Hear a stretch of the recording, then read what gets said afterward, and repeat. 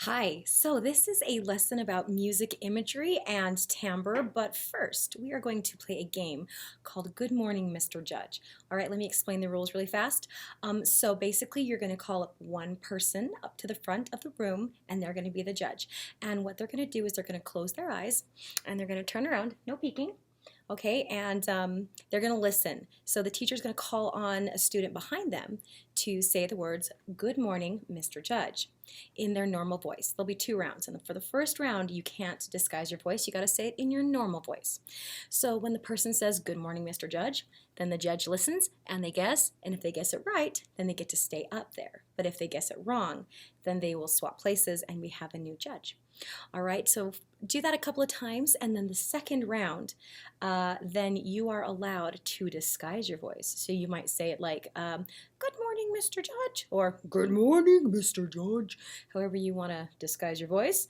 It's a little trickier, but we'll see if you can do it. So go ahead and push pause now and play the game with whoever is around.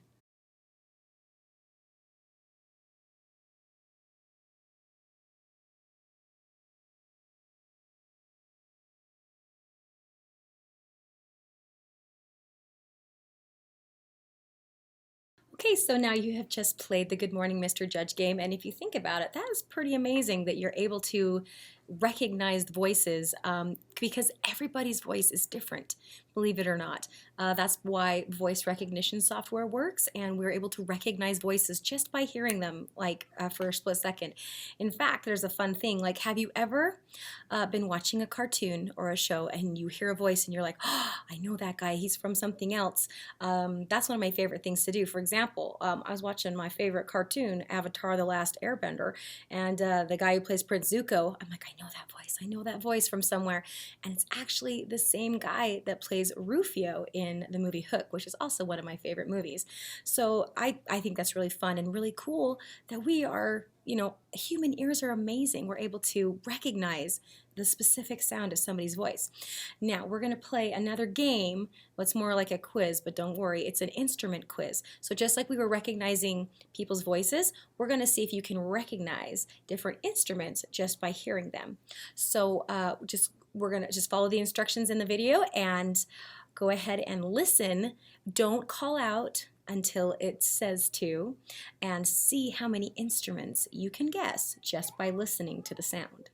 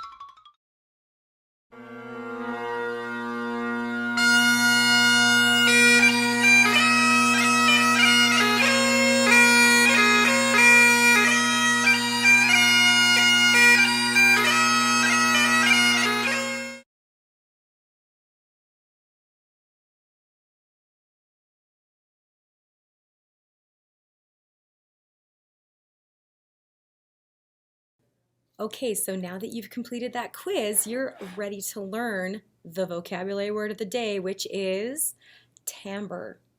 I know, it looks like timber, but it's pronounced timbre. Go ahead and say that with me. Timbre. All right, so timbre just means the specific sound an instrument makes. So when you're listening to an instrument, you are recognizing it by its timbre. Voices have timbre too. That's how you recognize them. And timbre can have a different quality depending on certain things and certain people because, like we said, everybody's voice is different. Now, there are actually 3 things that will determine the timbre of an instrument. Are you ready? Number 1, the size. Number 2, the shape. And number 3, the material. So instruments that are maybe different sizes are going to sound different. So for example, 2 instruments looking the same, a violin and a cello, but they sound very different because they're different sizes, right? So just for funsies, think of 2 instruments that are different shapes. Go ahead and call them out or think of them. I'm thinking of like, and maybe they're made of the same material, but they're different shapes. So for example, a trumpet and a trombone are shaped differently. And so they're going to have a different timbre. And finally, the last thing is material. So think of 2 instruments that look very similar. You could even have the same kind of instruments. Let's say you have a ukulele and one's made of plastic and one's made of wood. They're going to sound very different actually. And some people, this is cool, some people, even if you've got 2 ukuleles that are made of wood, if they're made of different kinds of wood, some people can even tell the difference by the timbre, by the way they sound. They say, oh, this is a higher quality one because they can tell by the sound. They can tell it's made from a higher quality wood even. That's amazing. So if you think about it, our voices, why do they all sound different? Because every single person is unique. We are all a unique size, shape, and material. And if you want to disguise your voice, you're changing the shape of your lips, your teeth, your tongue, your vocal cords, and that is how you disguise your voice, and you change the timbre of your voice. That's why some people are good at disguising their voices. So just for funsies, we're going to play, a quick "Good Morning, Mr. Judge" with me. I'm going to say "Good morning, Mr. Judge" in a weird voice, and you see if you can copy it. All right, let's try this one. Good morning, Mr. Judge. Okay, what about this one? Good morning, Mr. Judge. Okay, how about this one? Oh, good morning, Mr. Judge. Okay, there you go. So if you couldn't guess, that last one was my Mickey Mouse impression. Some people are very good at doing impressions. That's why they sound like somebody else. It's kind of a cool trick. In fact, there's this guy on YouTube. He does Disney impressions. Check it out. He is so good at it. I am so amazed at how he sounds exactly like the people in the movies. So that's cool. And he just does that by changing the shape and manipulating, all those, parts of your body that are used to make a voice. So moving on to the important question, why is timbre important? Well, I will tell you, because timbre in music is used for 2 things. It's used to put a picture in your head or a feeling in your heart. And that's imagery. That's your second vocabulary word of the day, imagery. Oh, go ahead and say imagery. Imagery. All right, so if you're watching a movie and the director wants you to feel really scared, like it's a horror film and they want you to be really scared and like, no, don't go through that door, they're going to use music like this.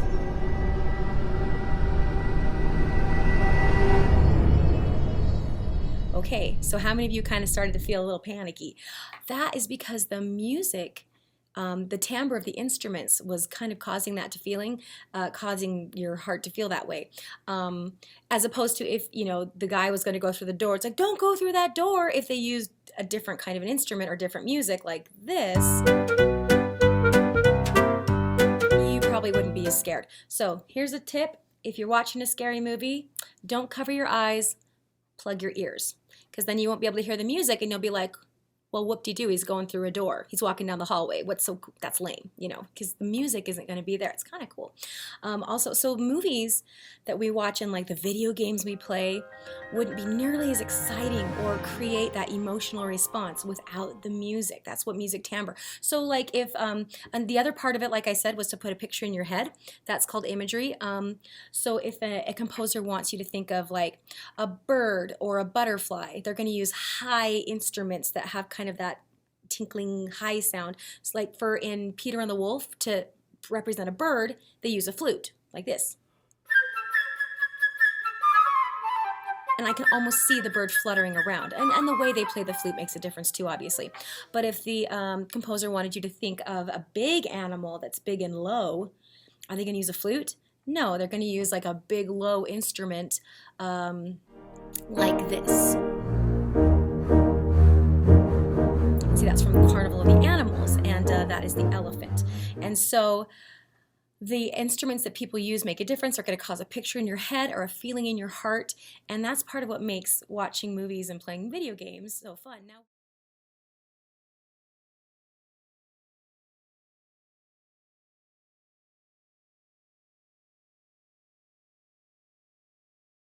Now, what if you don't have an image on the screen?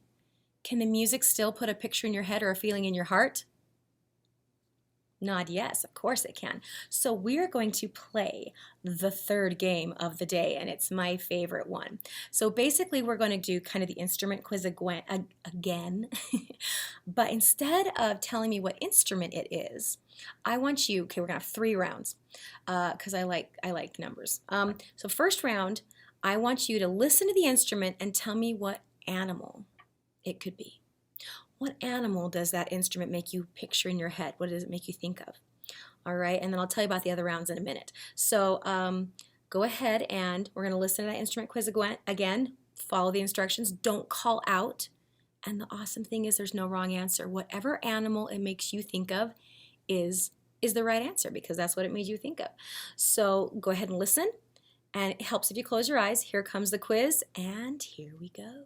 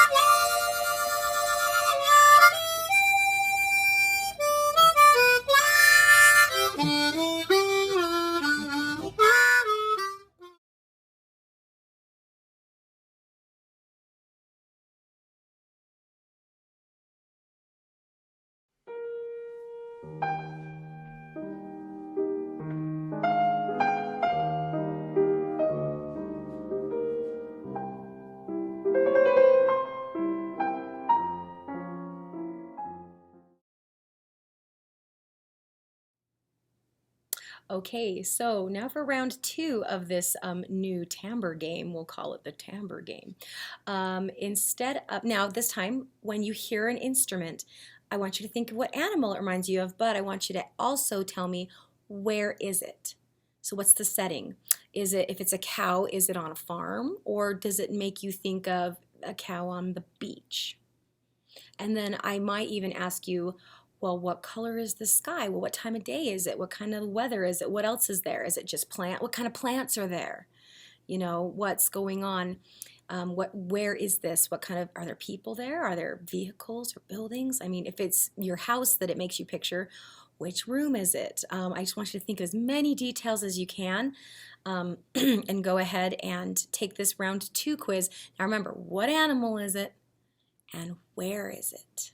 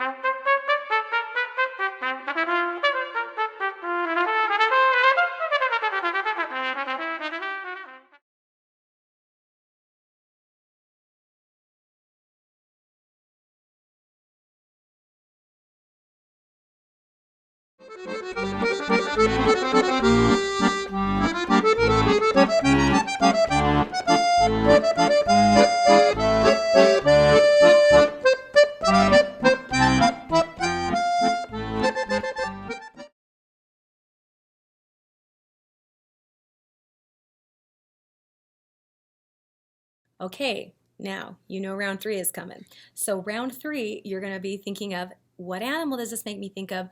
Where is it? And add on what's it doing? All right, kind of like a plot point, like a story or a conflict. Like, what's going on? Is it just sitting there? Well, that's kind of boring.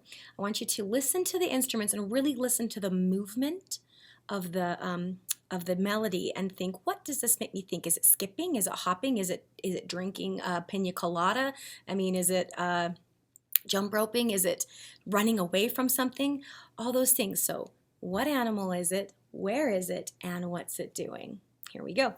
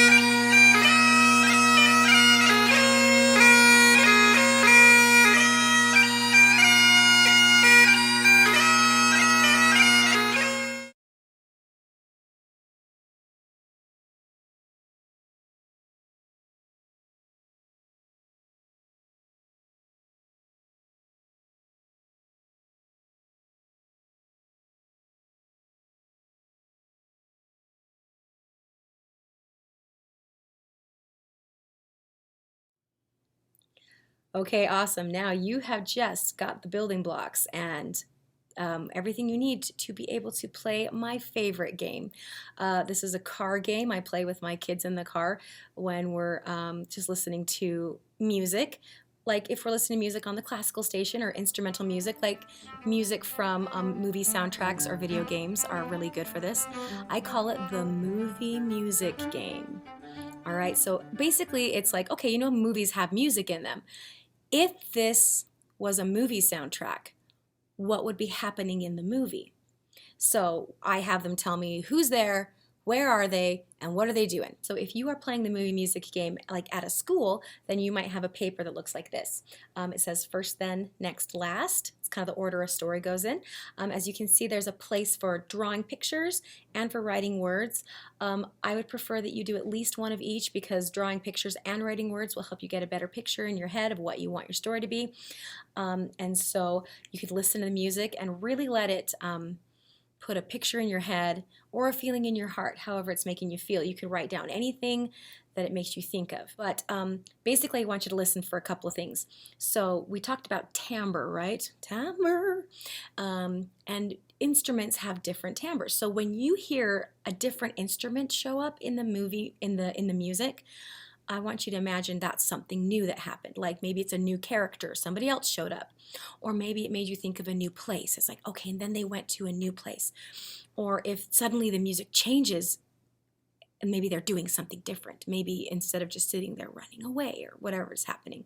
So when you hear a big change in the music, that means something happened in the story. Something cool happened in your movie.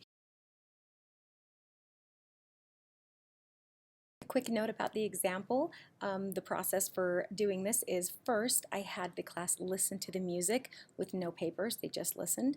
And then the second time they listened to the music and drew pictures and wrote their ideas while the music was playing. So it's a little messy, but that's okay. And then number 3, I had the music playing while a kid or me would read the story in front of the class while the music was going, like you're about to see just now. Okay, so this is the example. I'll show you. Here is the pictures and words that we came up with. I did this with a 3rd grade class. And so I'm going to use these pictures and these words to guide me as the music goes. And I might throw in an extra detail if the music makes me think of that, but I'm going to just kind of start and go along. And I want you to see if the music fits the movie and if you can see this stuff and what it might look like. Okay, so here we go. Let's get started. I'm just going to do this by the seat of my pants. Here we go. First, once upon a time, there was a boat, a pirate boat, out on the water, and the pirates were just eating their lunches, calm as could be on the sparkling waves, when suddenly a storm came, lightning and fire, and the lightning struck the boat so hard that the wood broke. People started falling overboard, and the rain started falling, and all their lunches fell overboard, and it was no good. And the pirates could do nothing about it, when suddenly they heard a cannonball. Oh no! The enemy was shooting cannonballs at them now, and one of them was about to hit their boat. It came closer and closer, and the cannonball totally hit a big old hole in their boat, and one of their friends fell overboard.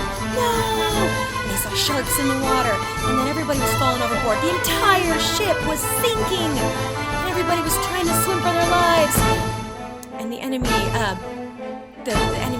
got away because they thought they had won. But then, just when all hope seemed lost, everyone looked up in the sky and heard something.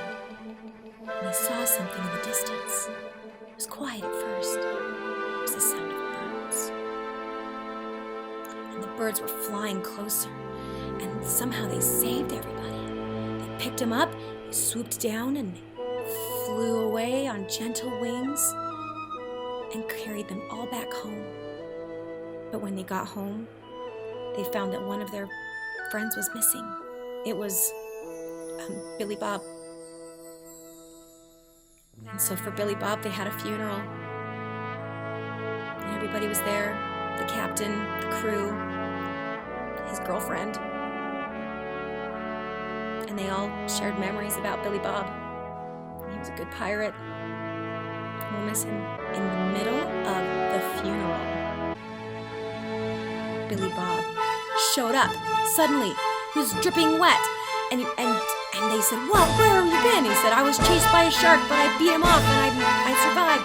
And everyone said, "Yay, Billy Bob!" And he was telling them the story about how he fought off the shark. It was so amazing that his girlfriend ran up and said, "Billy Bob, marry me now." And he said, okay. And so at the end, they had a wedding. And Billy Bob got married to his girlfriend, whose name was Suzanne. And everybody lived happily ever after. All right, what did you think? I hope it was, again, I was flying by the seat of my pants, but see how fun that can be? Just letting the music put some imagery in your mind. So now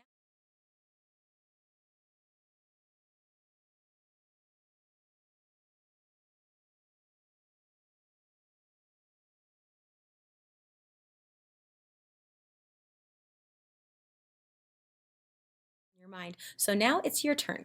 I'm going to give you a completely different song. So put pirates and all that stuff out of your head. This is going to be something different, a new character, a new place, a new problem.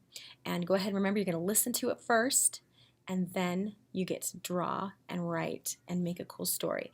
And at the end, I want you to try to read it or tell it with the music playing in the background, and that'll be awesome. So here comes the music. Close your eyes if that helps.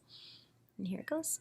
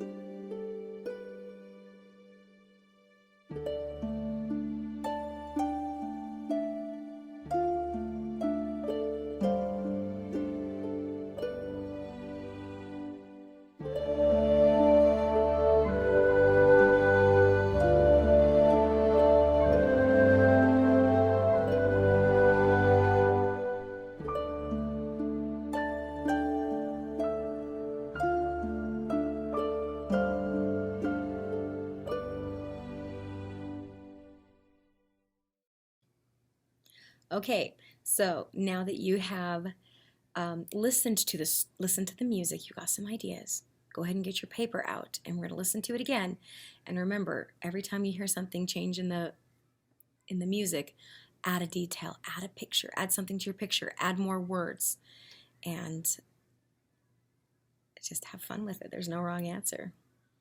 Be as detailed and imaginative as you want.